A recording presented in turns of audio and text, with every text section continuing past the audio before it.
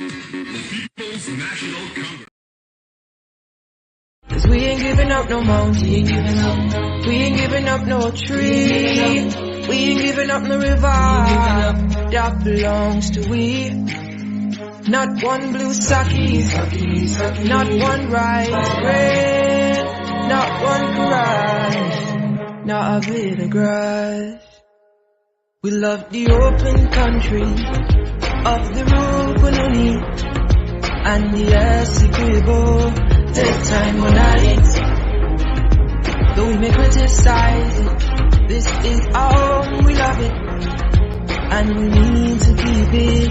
We have that right, so we ain't giving up no more. We ain't giving up no. Welcome to Facing the Nation for June 9, 2023. I'm so happy to be in your homes again.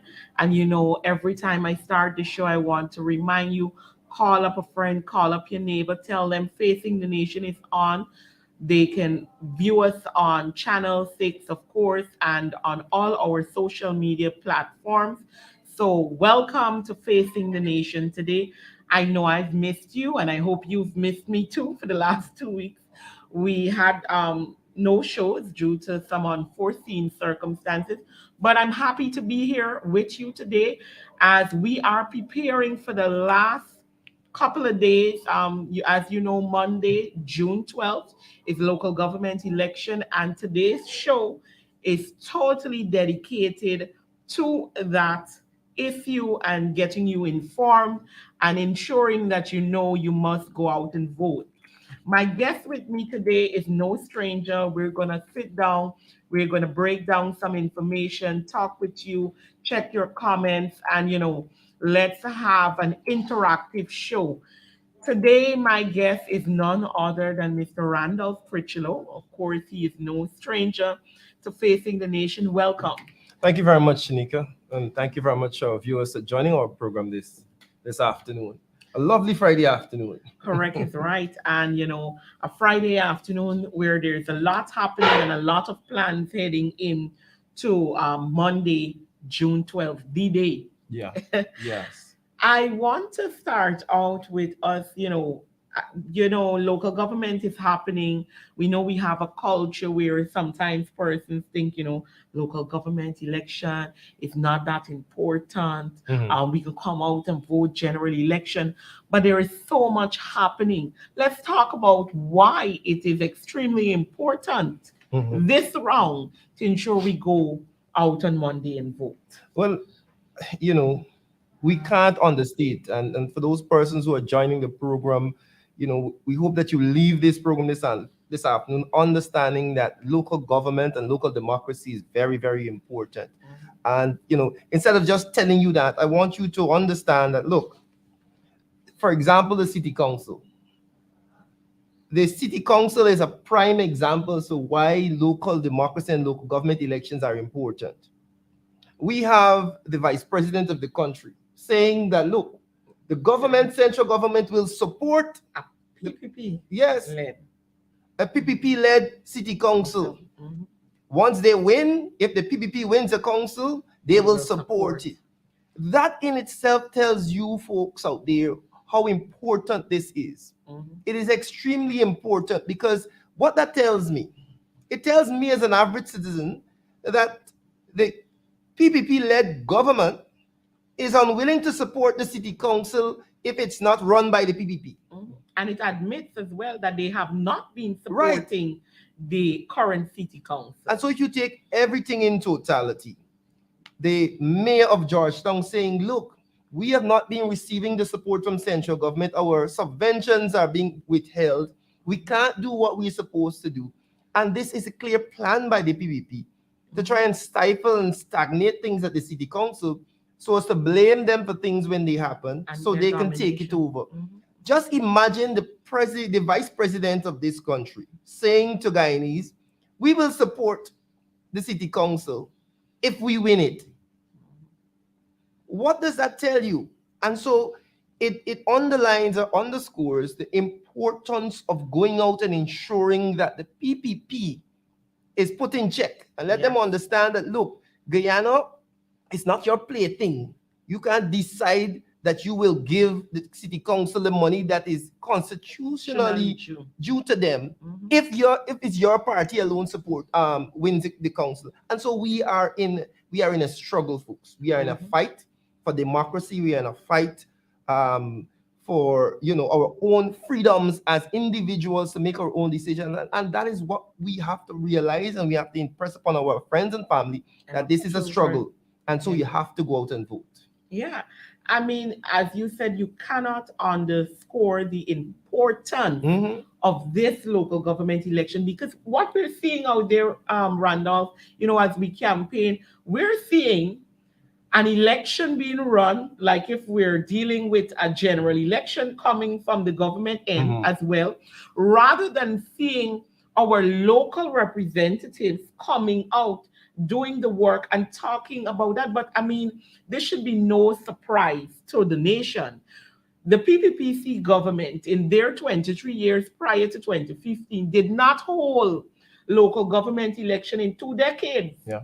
So we understand that they did not appreciate the system of having local setup and having them run smoothly. Yeah. But here we see them coming in now after we've already had 2 local government elections, and they're coming here now to push in to see if they can control all these NDCs, all these municipalities at this time. And folks need to understand that their plan is not to have local government to allow for that sort of autonomy and regional people doing their job and having that independence of the local authorities. No, they don't want that. They want to take control of it. And I will give you an example. We already spoke about the city council and how they want to control the city council. Now, these local government elections, local issues are being brought up. Cleaning of drains, collecting of garbage, fixing of bridges, all these local issues that the NDCs take care of, the municipalities they're supposed to take care of. We have the government of Guyana sending their advocates about with loads of money, handing out our money. Right. Loads of money going into communities and say, listen, we will fix this bridge. We will give you a contract to clean this drain. Those are the things that they're supposed to be doing. No. I want to say it this way. They are supposed to be empowering the city council to do the job so that they can get those things done. But what they have done, they've stifled the city council, and now they come in like the savior with bags of money going to the communities and say, vote for the PPP. Look, let me clean, let me fix this bridge. That is a job of the city council. Correct. That's a job that the money is supposed to be using. But if you hold the money from the city council, they can't do that. So you come like the savior now. And so people need to understand these issues. They want to do that. What they're doing there, it will be expanded if they take over the city council, because the councils will just be sitting like figureheads while central government say, hey, do this, do that. And you at the community level have no say. You have no say. There is so much wrong with that, because when you do not, like you're saying, give the city hall the funds that they need, where they can now employ persons to do the job, people who are looking for jobs. We talk about job creation, and we know it's the same government as well as is importing lots of labor. Yes. But you're not allowing the city council to do a job where they can hire persons to do it. And then you come around. I call what you said just now the villain hero syndrome, because the villain, the people who are stifling the economy, the people who are ensuring that subventions aren't given, that their friends and family don't pay taxes, that are creating the drainage situation that we're seeing, the issue with garbage collection, the same villains, they put down their villain clothing when it's coming now to general election, and they put on a cape. That's how I call it. And you come to the community with the bag of money, pretending like, oh, I'm here to rescue you from all your trouble. Look at Dalo. And you know what? When you go to the polls, vote for our councillors, and I might come back with a 40,000 more. And let me say this. We have seen, I mean, for me, it is the most unbelievable thing. and it speaks to the fact that we need to do more to educate our people as to Yeah. how these systems work. Yeah. Because the PPP decided, hey, we are going to bring up the cash grant, the school grant up, so we can distribute it before elections, so we can use it like an elections bribery tool. The two things have nothing to do with each other. Yeah. This cash grant is from central government. We are dealing with local government elections. Your NDCs don't give out cash grant. Your city councils don't give out cash grant. Your town councils don't give out cash grant. That cash grant comes from the government. It would have been given anyhow. Yeah. Elections or not. Correct. And so there are persons who now, because I think people need to do a better job at understanding the issues, connecting the two. Oh, I heard one woman, oh, look, vote for the PPP local government, you get cash grant. And it's the PPP money. Right. So I don't know, still spend the PPP printing money. No, and I think that is a serious thing that we're hearing, and we must educate our people to think, right, that the PPPC as a political party is coming to you in a red jersey, not as the government. They're coming to you with their red jersey. With the government money. They should have been coming, if they wanted to talk truthfully, they should have been coming with their own money, but they are using our money, our taxpayers' dollars, to campaign in this manner. And then you are saying to us, or you've made them believe that PPP money is not government money, it's the PPP supporters' money. The government money is your tax-paying dollars. And it is there to ensure that you have basic infrastructure, basic needs. It is the government job to make its citizens comfortable. But what I want to say is this: despite all of what they're doing, the doling out of government funds in communities in, disguised as small business loans or small contracts, now they're rolling out school cash grant to entice persons to make them believe that, look, I don't know how a cash grant for your child that you were supposed to get anyhow, supposed to encourage you to vote for PPP to run your NDC. Yeah. Because nothing to do with it. Exactly, because your NDC can't give you cash grant for your children. The government got to give you that, the central government. So those two things are totally disconnected. But I'm saying, despite all of that, we are very confident that those areas that we made the decision to run in, that we are going to perform exceedingly well. And we are going to beat the PPP in those areas, because when we go on the ground, people understand these issues. Yeah. They understand why it is that we have been elected to those councils all these years, and why it is that we have kept the PPP out, so that we can have that sort of local representation and the PPP can dictate to you. And so as we go around the country, as we support our local candidates, the constituency and the PR candidates in some areas, we know that the people are ready to go out on June the 12th. And they're aware of all the issues. They are aware of the issues. So the PPP are trying their best, their level best, to try and distract people with a 40,000 or a little contract here. But people understand that those things, when this election is finished, we still have to deal with the city council, the town council, the NDC. And we want people on those councils that are representative of us, and they are concerned about our issue, and they're not going to take instructions from central government. So I am not pessimistic at this point in time. Not at all. We are very excited about the areas that we are running in, and we're confident that we are going to be successful, getting our people out to the polls, and the numbers will tell the story after elections. On the flip side, what we're seeing in Georgetown, the way the PPP is approaching, trying to handle stuff. And, just before I go to dealing with what it looks like in areas like mine, when why I can be so confident, if you follow Guyana's politics over the years, this is not a new PPPC. This has been their MO as long as I can remember. and doling out money and trying to bribe people has been a thing. But guess what? In our areas, it has never worked. It has never worked. And I'm confident that our people are wise enough to understand that that will not help them in the long run. Yes. And they will do the right thing. In our areas, for instance, on the East Coast, Better Hope to LBI, which that NDC is actually a PPP-led NDC.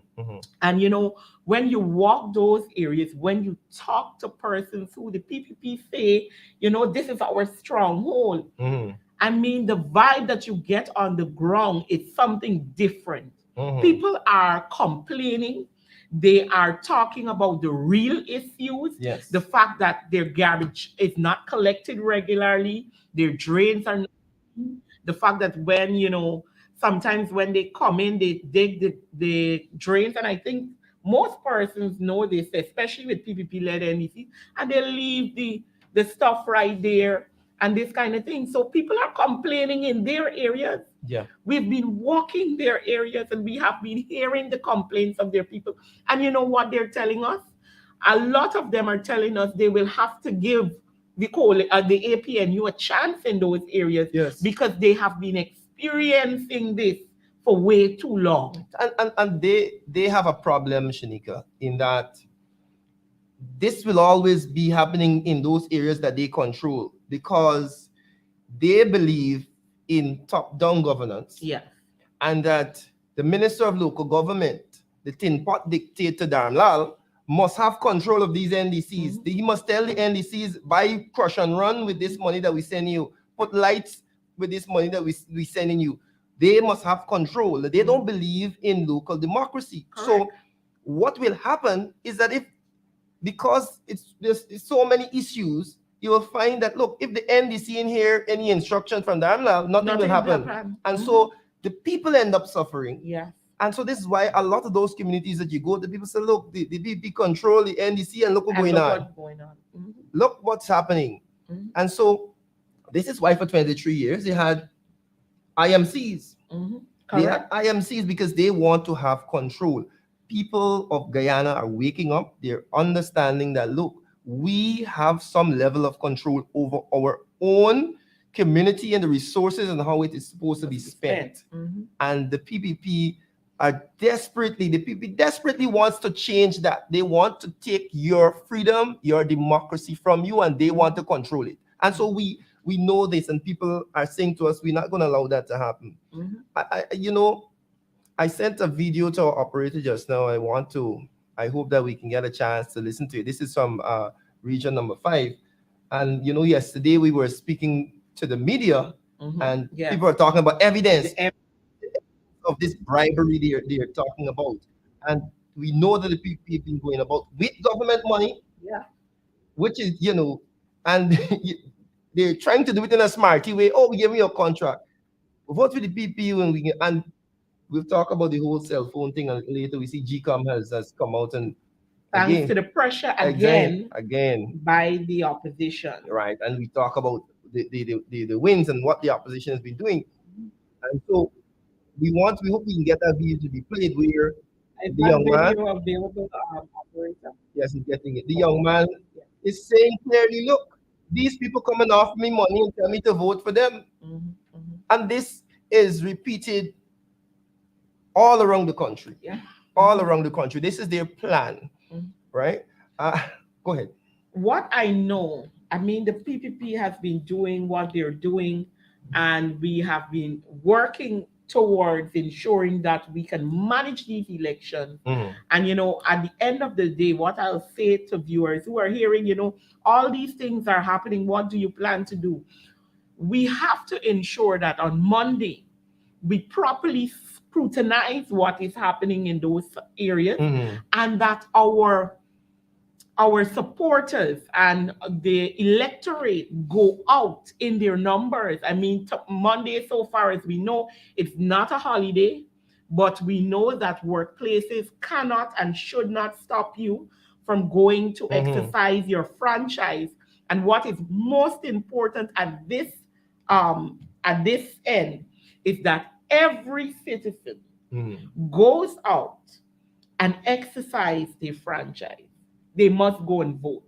Yeah. And allow us to scrutinize and help us as well at the end to secure those ballot boxes so we don't have any issues coming down to the end and get this out. I think my operator is ready with the video. Let's take a look. And I was on a meeting a few hours ago with the evening also, and I was listening to the meeting. It's my draft already half me and I was talking. I was telling you I'm listening to the meeting. And my half me and I was talking something, I was listening. The man tell me stuff about how you need to talk to me one side. And half me somebody for my ID card. And I told him no, I tell you I need to listen to the meeting. How much and money? that was it. $40,000. And I ignore me, I leave my way. Story done. All right.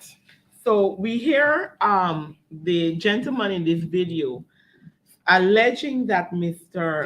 Zafar Ali would have offered him $40,000 to collect his ID. These are the things that we're seeing. Yeah, definitely. I mean, we've said this, we've said it over and over.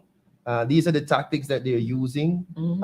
Of course, they've been denying it, And there we have evidence. Listen, we are, and like the MPs shared yesterday, there are numerous other cases that people are unwilling to come forward because we understand the operation of the PPP and how vindictive and wicked they are. Right. And persons, they will come and tell you because, of course, as you said, and we've been hearing all along, and I know viewers are out there, they probably have their own scenarios as well, but will not come forward like that because we understand who we're dealing with.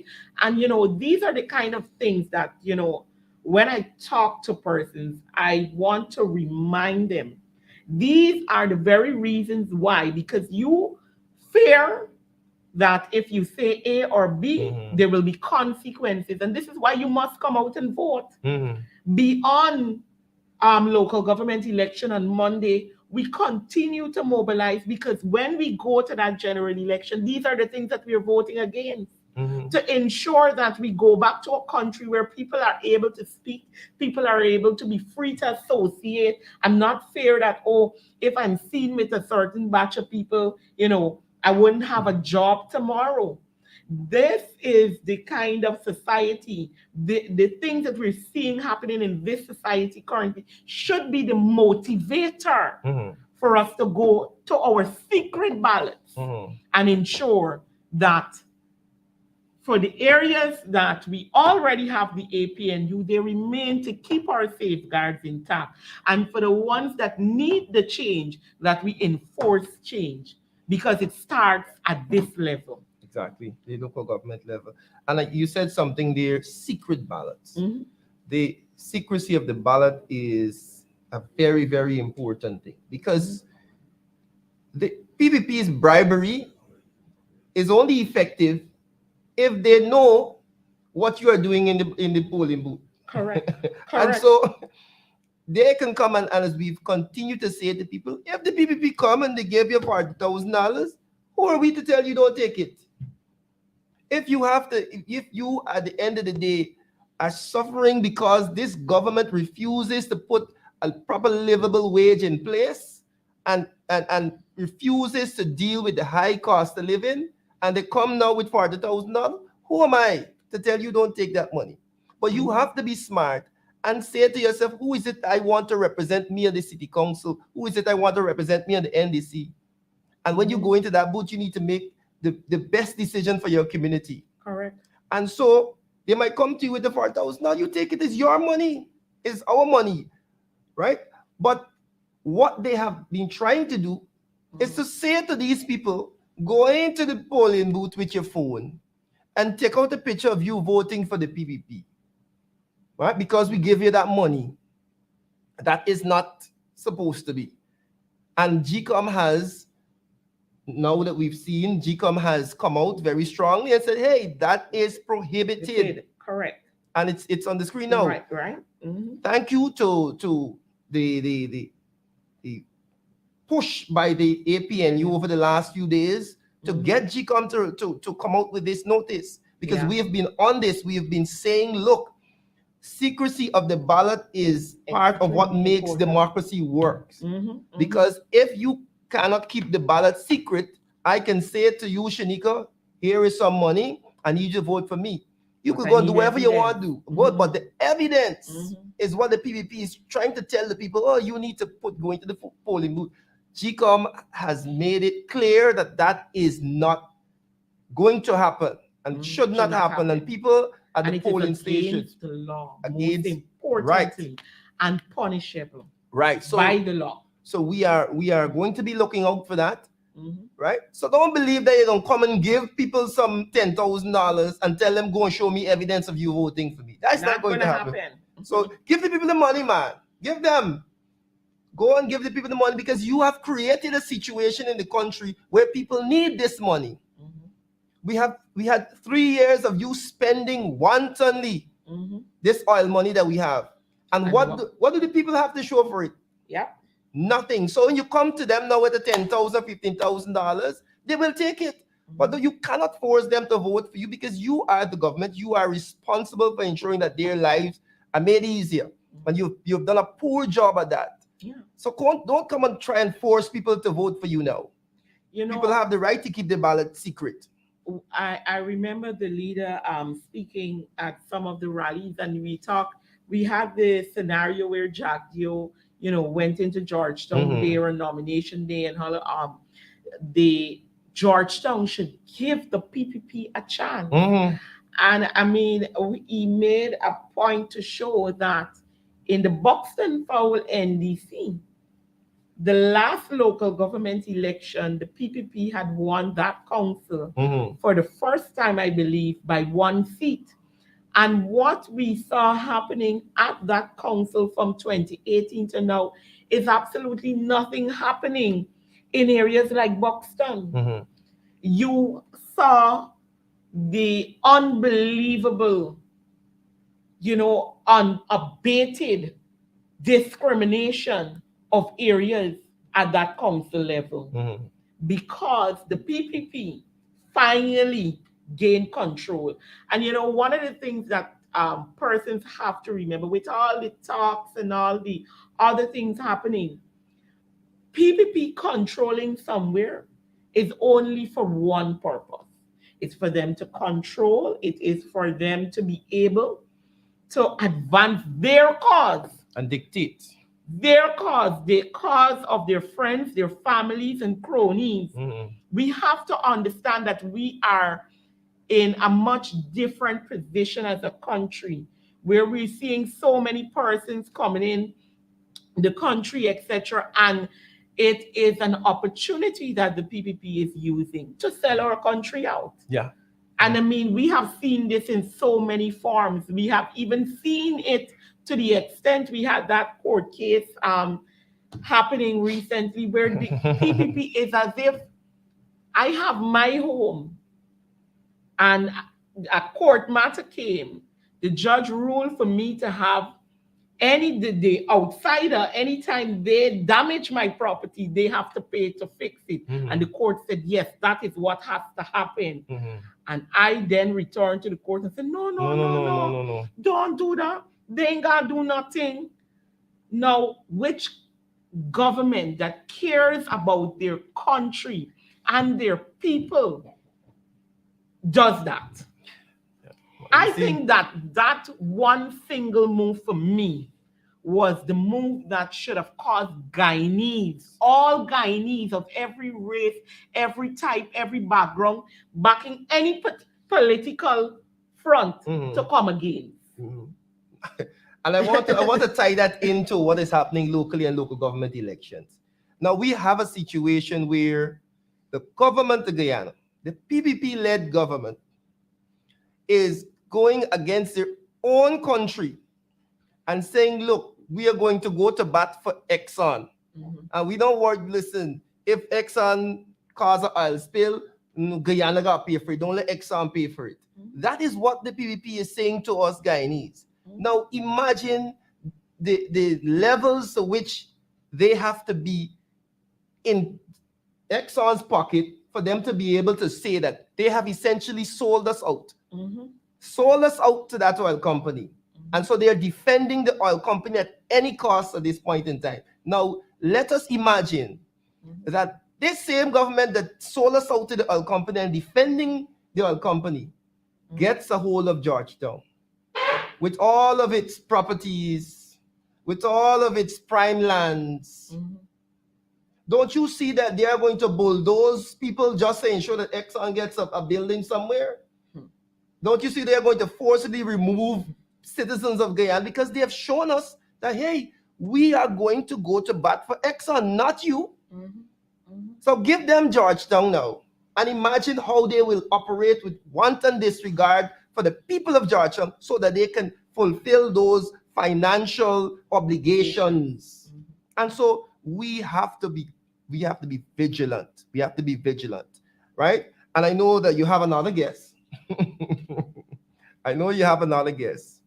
I don't know if he's here as yet. Yeah, he should be coming on any minute now. But I want to wrap up on that same point. We have to guard against the PPP's domination of these local organs because they want to fulfill a bigger mandate in that they want to ensure that those businesses and those financial obligations that they have to these big businesses that they have sold us out to benefit and they're fulfilled. And so we have to guard against that.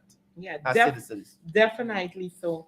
I do think I see my guest in the studio, and we'll be setting up for my guest in another 2 minutes.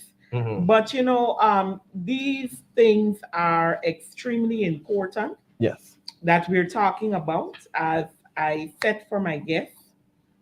Yeah. So wrap up. So let me because you're gonna go and allow the other guests to come on. So on this issue, is there anything else important that you want to say to the people before we go? I started by saying, pointing out Jack Dio's comments about the government will support the council if the PPP takes control of it. And we should see that for what it is. They have decided they're not going to support any local organ that is not them, that is run by another party. And so this should tell you a lot about the government. I want to say, though, that should also encourage you as citizens to be more participatory and less subject. Be more participants and less subject in your local democracy. Learn about your candidates. I know you'll show some of the candidates to Georgetown just now. I will. Learn about them. Encourage persons to go out and vote. Understand the importance of local government elections. And June 12th, go out solidly and vote for the APNU. I thank you for having me this afternoon. Yes, it was a privilege as usual to catch up with you on issues. All right, so we will continue this conversation with my next guest. Again, my next guest is no stranger to Facing the Nation, to the television, to politics, to nothing. He hasn't been on my show for a while, but I'm happy I'm able to get him in for a couple minutes with us. My guest at this time is none other than Mr. Christopher Jones, Member of Parliament, Chief Whip, the man with the voice, and a lot of things. Good afternoon. Good afternoon, Shanika. Good afternoon to your viewers. It's my privilege, of course, to have you here. We haven't caught up in a while, but, we're talking local government issues today. We are heading to elections Monday, June 12th. This is serious. This is business. Yeah. What are we seeing? Yeah, no, indeed, and rightfully so, as Randolph just pointed out, as many of the other APNU MPs and candidates throughout the length and breadth of the country have been pointing out. The People's Progressive Party Civic does nothing. They do absolutely nothing unless they stand to gain. The People's Progressive Party Civic does not engage in negotiations unless the People's Progressive Party Civic will win those negotiations. And having been involved in politics for a number of years, it is the very same People's Progressive Party Civic. They have not changed. A leopard never changes its spot. And the People's Progressive Party Civic, in all of its years of existence, has not changed. This Leninist approach of the PPP in terms of one party rule, one party dominate. And as Jagdeo said, I think it was yesterday or the day before, that he has no problem, or he and the People's Progressive Party Civic has absolutely no problem with one party rule. So if we all of the time wanted to know exactly what this one Guyana is about, we learned that from the horse's mouth, so to speak, it is about one party rule. Now, we over the years have been speaking about democracy being under threat. Yeah. And the fact that the People's Progressive Party Civic don't like any dissenting voice. The years that I've known them, when you had businessmen who speak out about issues that they have with the People's Progressive Party Civic, they send, at that time, the Ghana Revenue Authority after those business people. I can recall as a public relations officer working at Congress Place, the 2:30 in the morning, 3:30 in the morning, 3:30 a.m., the businessmen sneaking into Congress Place to meet with the then leader of the opposition, Robert Corbyn, to discuss the issues that they have with the PPP. For many of them, it became so frightening for their own safety, economic and otherwise, that they actually packed up their traps, so to speak, sold their business and migrated from this country. Now with these local government elections, as I mentioned before, the PPP does nothing unless the PPP does nothing because there's always a plan behind it. The approach for Georgetown, New Amsterdam, and Linden, and even Mocha Arcadia has fallen into this. I mentioned last night, I think it was either on Sharon Duncan's program or Mark Benchcock program, that there was a Central Executive Committee meeting of the PPP, which was had in the month of February. And this was in the preparation for local government elections. You recall that there was the sale of the Marriott Hotel, in which I can't remember the exact figure, but a figure was set for the sale. Just before that sale was finalized, Jagdeo intervened and stopped that sale because he had indicated that he could get more. And then we subsequently learned that the Marriott Hotel was sold for times more than the amount of the previous offer that was made. During that period when Jagdeo was engaging in those talks, there are those businessmen, not only locally but abroad, who have their eyes on sections or parts of Georgetown. We mentioned to people that Lane Avenue, not particularly Lane Avenue because it is not exclusive. In fact, what has happened is that Jagdeo and these financiers have met. I think the meeting was had in either between New York and Florida. And what they have done essentially is divided up Georgetown in terms of where the best prime real estate are. As we said to people, it is not by accident that you have the Mandela Road that has been constructed there, and all of the people who live along that belt, Back Road, Mandela, all the way to the Cultural Center. Once you live on either east or west or north or south of that belt, your property value has since tripled. All of those locations are prime real estate.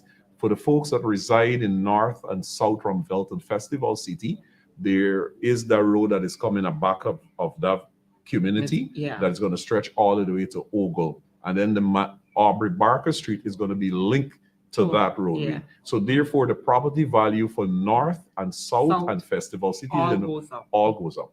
And similarly, the same road is stretching all the way through a back of Sapphire. Similarly, Sapphire is going to go up. So these business people have their interests. And as I mentioned, Georgetown has been divided up by Jagdeo and these businessmen who have their eyes on it. For example, Lane Avenue, based on one of the artist's impression of what it will look based on these apartment buildings that they want to put up. is that every single current existing structure on Lane Avenue, from Vicinjon Road all the way to the fruit stand or Hunter Street, Hunter Street. all of those structures have been removed. And they are these 3-story apartment complex. They show on the artist impression that there are 4 bridges that is actually linked from Lane Avenue over to what would be Mill Road, or between that area, because that is then interlinked with the road that is being constructed on Pontrench.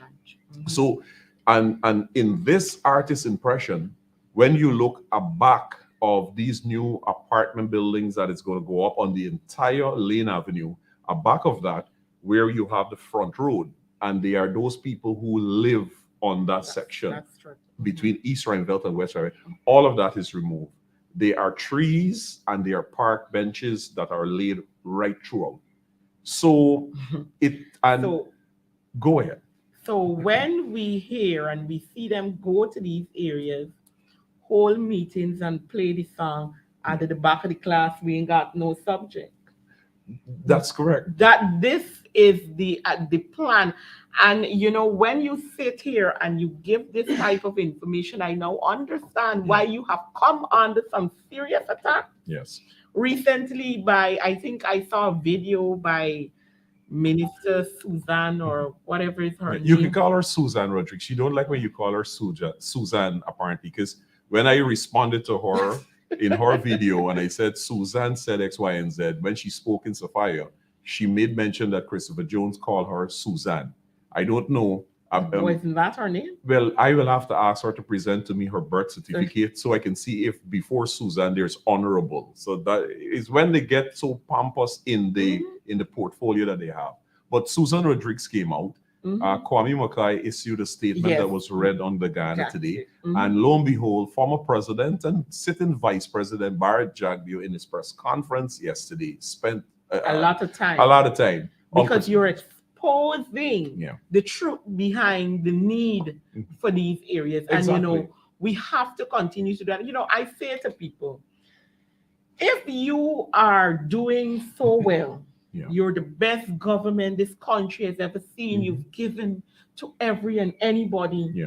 Why do you have to start out your local government election by forging signatures, having dead people support your candidates? That alone tells you that you have major issues. And now when we come to this half of, when we're heading to the final leg of it, we're seeing them, you know, looking to pay people, do all these things. We must understand the PPP is drowning. No, they are indeed. And they're clenching to a straw. They are indeed drowned in. The PPP cannot stand on its own in any elections if they just go to the people, particularly with their candidates as well. And the only way that they can achieve or attempt to achieve something is by bribing people. But what it does again is it comes back to the way in which the PPP views citizens of this country, and particularly certain communities, is that they believe that they can continue to insult your intelligence. That, for example, like the cash grant that is being given out 6 days before an election, and you are to believe that it has nothing to do with the elections. This cash grant, parents supposed to be using that to purchase school gears or whatever for the children. You go into the stores right now that normally sells school supply. They don't have it because they know the period of stocking those is about a month or something away. So it is not in the store. And then of course you have what they're doing with these day workers. The 10-day workers. The 10-day workers, they are notifications that have been sent to the various locations saying to them that when they go into the polling station, they are to take a photograph with them voting in terms of placing the X and so forth. The Ghana Elections Commission has finally woken up after much pressure, and it is now that is now prohibited. You cannot go into the polling booth with a cell phone or a camera. It is an offense. So that has taken that away from them. So that provides some amount of coverage for those poor, ordinary Guyanese who have just this 10-day work Yeah. that it's not because the PPP put you there. You Mhm. understand? The People's Progressive Party Civic is always of the opinion that they're doing somebody a favor. Favor. You know, it's like if they, like, for example, they go and pave the road in Lane Avenue and make it a big thing as if like it's They're a not favor. supposed to do That is their role. That is Mhm. the role of government. And each every single one of us, we pay taxes. So Correct. those monies that the PPP are doing roads, suddenly doing bridges and all of it, it is taxpayers' Yes, money. mhm. And I say to people in communities, don't be hoodwinked with this nonsense, because every week or fortnight or month when you receive your salary, you check on your pay slip. There's that thing called PAYE. You go to any of the stores out there and you make a purchase, you check on your bill, there is Yes. 40% value added tax. It Mhm. is those taxes that you are paying Yes. in which the PPP is using to do work in your Mhm. community. And it's not a favor. And if the People's Progressive Party Civic was true a democratic institution, like they like to proclaim to be, speaking Mhm. to the international community and the diplomatic corps, how they're, They're wonderful. you know, and they love democracy. Mhm. PPP believes that democracy starts and ends with an election. Mhm. When the elections are had, that is the end of it. of democracy Mhm. for PPP. Because the democracy speaks about consultation with the parliamentary opposition. The Correct. PPP has never consulted with the parliamentary opposition as it relates to putting together the budget. Correct. The PPP has never consulted with the leader of the opposition. The PPP has never consulted with the opposition with a view of identifying persons to sit on state board, which is a constitutional requirement. That is the People's Progressive Party Civic that we're dealing with. And we Mhm. say to communities in Georgetown, New Amsterdam, and Linden that, listen, this newfound love by the PPP running into your communities and ministers suddenly hugging you up and kissing you up, and oh, how they suddenly love you and everything. You know, it is almost like a relationship with an abusive relationship between a Yes. man and a woman. Mhm. That only when the Each man feels that he wants something, he wants to carry the woman to bed, that he he then starts sweet talking. She, Mhm. you know, baby, And you you know, can and you buy a piece yeah, of chocolate or all give of you a that. little flower, all of that. and Yeah, it's over. But he just finished beating you. just when, and when they finish, they're gonna do exactly that. Mhm. We spoke about the I refer to them as minions. Mhm. Those youngsters are people in those communities across Georgetown, New Amsterdam, and Linden Mhm. who found themselves comfortable to put on a T-shirt to go into communities and try to persuade people to vote for the PPP. Mhm. And I remind people of the days of slavery. Some people find it to be offensive, but it is history. Mhm. And as it's noted, those who forget their history, they are bound to make the same mistake again. Mhm. In the period of Understand. slavery, you read all of the history books or Mhm. you see all of the documentaries on slavery. You would never see or read that when the white slave masters went to places like Africa, They you went never in read anywhere. that they ran after these Africans and Never. enslaved them. Mhm. It is not there. It never happened. Mhm. What they did is identify Africans who could go and enslave their own fellow Okay. Africans. Correct. It is that very same mentality It's that the being People's used. Progressive Party Civic is using in this Mhm. 2023 local government Mhm. elections, Mhm. is that they identify young Black persons in the various communities, put them in jerseys, give them $100,000 or $200,000 and send them out there. And they go and spreading the word. Now, when the PPP puts money in these individual hands, it is the individual. It that is the benefits one another woman, community. right? It is the Mhm. one woman or one by that running around your Mhm. village or running around your community Correct, and telling you correct. to vote PPP. He or she, the PPP don't put a good fine change in the pocket. They Correct. get the sap. Mhm. They got the sap and you go get the lash. Correct. You understand me? Correct. And it comes back again. It is about real estate.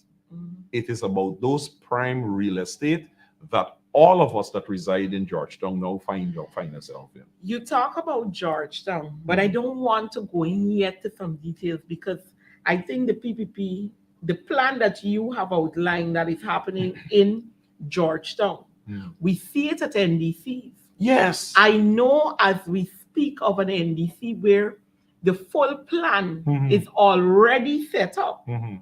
but we ain't talking about it yet because I got a lash Yeah. to put in that very minister Mhm. that sent that document. and we're going to deal with it Yeah. right after this local government election. And however far we have to take these issues, because as people, I mean, we saw the issues with the mocker. We've now seen the Hillfoot incident and this kind of thing. And what we are going to see outside of even our cities, we are beginning to see these things happening in the NDCs Yeah. on lands as well that are considered, not, well, I shouldn't say considered, lands that are ancestral lands that they are pushing their hands to. Yeah. We have seen an uprising. What's happening in the co-ops, as you know, there are still quite a few villages who have co-ops, Yeah. and we're seeing an incision by the PPP to get these co-ops under their hands. Yeah. So the plan that you are unearthing is something that they are doing across the country. Yeah. And Guyanese must understand that these election means everything, not just to you, Exactly. to your children Yeah. and their children. Yeah. So when they pay one person today, if we don't do the right thing, we're not just affecting the one person, That's right. we're affecting a generation of people Yeah.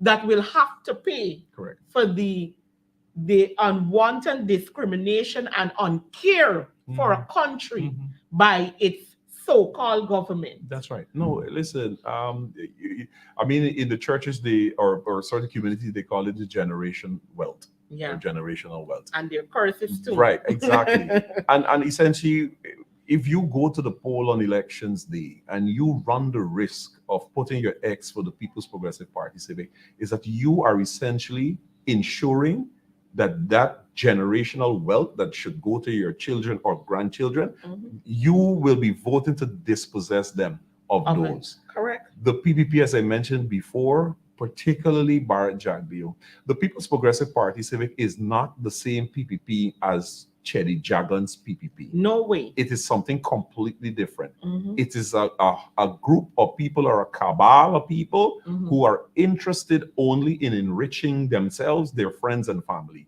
And as I said to you, that Barrett Jagdeo met with these businessmen just around the same time when he was renegotiating the sale of the Marriott Hotel, that sections of Georgetown has already been divided up. They are those people who have already sighted up. I can't remember the figure that they ultimately paid for the Marriott Hotel, but they are those other persons who have millions of US dollars that they already cited that whole stretch, Lane Avenue. And as I said to the folks there in on Pond Trench, with the two-sided road and the lights and all of that, it is not for you. There are hundreds, if not thousands, of properties in Georgetown and New Amsterdam in which they have outstanding rates and taxes. It is the APNU Council that introduced this amnesty, which remove all of the interest and just asks persons to pay their taxes. Even for persons who had more difficulty, they established a different difficulty committee or different circumstances committee, something to that effect, in which persons who even still, with the minus of the interest, found it difficult, they worked with them to pay. That's how people have been able to keep their property in Georgetown. There are places like Tiger Bay, Albystone, and certain section of East and West Rhinefeld in which persons live in a home. When you ask them about showing you the lease or the transport for the property, the most they can tell you is that the grandmother born and grew there, their mother born and grew there, and they born and grew there. But they have no documentation for the lot that they're living in. So they're just living there paying the normal utilities. But in terms of rates and taxes, they have never paid because nothing is in their name. All of this information is with the municipality. The People's Progressive Party Civic is aware of this. And if you run the risk of giving them your vote, all of those properties and land, you go across Georgia and you see them empty house in South and North Ruimveldt. They've got plenty open lots and all of this. All of those are what the PPP are going to be foreclosing on. And Jagdeo spoke about the beautification of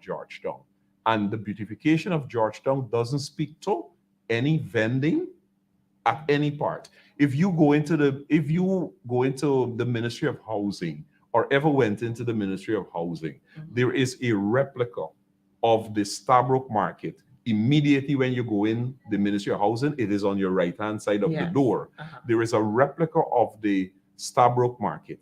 And if you look at the replica, it minus any vending in front of the entire Stabroek Market Square. There isn't even any bus park or taxi park there. And that is part of the beautification. That model has been sitting there since Irfan Ali was Minister of Housing. Now Irfan Ali is president. He wants to see that plan that he has there, that replica that sits in the Ministry of Housing. He wants to see that come to a realization. That is one. Two, squatting.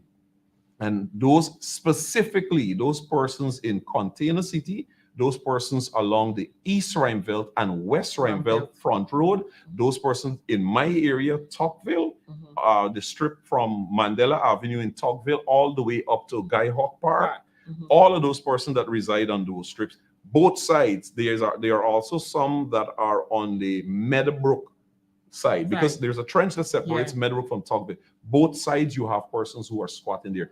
The PPP's beautification plan, as articulated by Barrett Jaglio, does not include them. And as we said before, it is, Jaglio is saying it's fear mongering. You have seen the PPP demonstrated what they do with people that they want to remove from lands. You saw it happen in the village of Mocha, in which you had bulldozers, you had armed policemen, and they destroyed the livelihoods of those people. You had those persons who had livestock, and they buried them alive, essentially dispossessing those people there economically. Because there was a young man who had 70-something pigs and piglets and all of that. They buried some, resulting in the young man had to sell these pigs and piglets off for next to nothing. So he's no longer with piglets. So this young man who had a thriving business and was taking care of his family, all of that is gone. So he's now, I can't remember the place that he's working. He's now just a worker. You had Chevron too. Somebody had never worked necessarily in an office, having her own business. There you go. And we saw the vengeance and the, I call it a possession, you know, that we saw, because they broke her property down, where this young lady was, you know, doing wholesale retail. She had to take those drinks. She has to pay for them based on how they sell. These people did not permit them to take these things out. In fact, the machine decided that it will break it, smash it, as if, you know, I don't care about these people. They're nobody. Correct. They're nobody's children. So you saw that demonstration by the PPP. What makes the people on the East and West Rhymeveld, Tocqueville to Guy Hawk Park and Meadowbrook Gardens that are squatting on both sides of the land are of the opinion that in the PPP's beautification of Georgetown, it doesn't include removing them. I said to you that there is the plan that I have seen, which speaks about the apartment buildings, 3 and 4 stories apartment buildings, stretching along that very strip of road from, 7th Street Road all the way to the fruit stand on the street. All of those structures have been removed and the apartment buildings run. There are about 4 or 5 bridges from Lane Avenue going over into Bystown area, which will interconnect with that same Pond Trench Road that's built. All of the houses of people who squat in there, they are now trees and park benches. That is the reality. It does not include people there. Who are there. So when you go and vote on Monday the 12th, as we said to the folks before, you can take the animal to the water, but you cannot make it drink. We provided you with the information. At the end of the day, it is up to you. It is up to you. You know, we are basically already out of time, but I am so happy I had you. You were able to share that level of information with our viewers, and I will let you say any other thing that you want to say before we close? Right. So in closing, I shared the information that we have as it relates to Georgetown. Sure. But as I mentioned, it is not exclusive to Georgetown. There are those NDCs that you mentioned, as well as New Amsterdam and Linden, particularly for Linden. And yesterday at the press conference, no less of a person than Jagdio confirmed what we've been saying, that Shorebase is now setting up operation there in New Amsterdam. And similar like Georgetown, the property value in New Amsterdam has also skyrocketed. The PPP financiers have recognized this as well, and they too are moving through that municipality to acquire those properties. In Linden, all of us just saw and read Irfan Ali returned from Brazil, where he met with the Brazilian president with a view of having that road built from Brazil. That road has to pass through a mining town called Linden. And therefore, again, all of the properties and in Linden, the price have skyrocketed. The financiers have recognized this and they're moving there as well. It is not by accident. The People's Progressive Party Civic, in all of the years that I've known them, September of this year will be 26 years since I've been actively involved in the PNC. And all that I've known of the PPP, they do nothing unless they have a plan. To take. So viewers, as we were talking, I know that you're seeing, particularly for the Georgetown area, we're flashing the candidates for those areas. I urge you to go out and find out where you're voting, ensure that you know which polling station you have to go to, ensure if you're working on that day, you take the time out to go and get your ballots cast. This is not anything light. We must put the PPP to their place in this very, very local government election. It starts with you. As the electorate, you have the opportunity to choose who must be there. I know at this time, if you don't know as yet who your candidate is, I urge you, when you get into that box, you look for the palm of your hand with the symbols in it and ensure that you place your X there. I know in some communities, you will not see the symbol at the top and at the bottom, but wherever you see the symbol, you ensure that you place your X. This is important. Ensure every family member does it. June 12th, we must show the PPP that we are big, we have sense, and we will do the right thing. Viewers, do have a wonderful afternoon and ensure June 12th, vote APNU.